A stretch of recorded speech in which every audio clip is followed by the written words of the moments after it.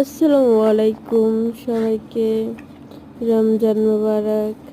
তো আজকে আমরা মুড়ি মাখা করব। এখানে হচ্ছে বুট নিচে, শসা নিচে, কাঁচামরিচ, পেঁয়াজ, তারপরে এখন বেগুনিগুলো ভেঙে নিচ্ছে, তারপরে পেঁয়াজও ভাঙতেছে, যে এখানে পেঁয়াজও আছে। আমরা জিলাপি দিব না, কারণ আমি জিলাপি দিয়ে মুড়ি খেতে পারি না, তাই আর কি জিলাপি খালি খালি আর কি খাবো।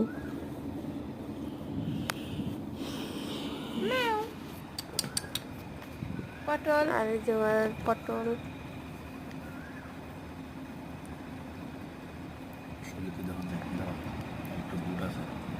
তারপরে আরো কিছু বুট অ্যাড করে নিল এখানে।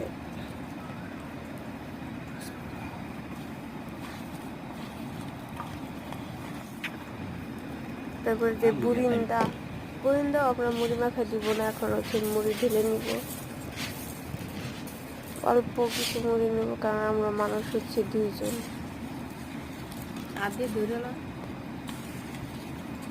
খুবই চমৎকার দেখা যাচ্ছে, আর খেতেও খুবই ভালো লাগছে।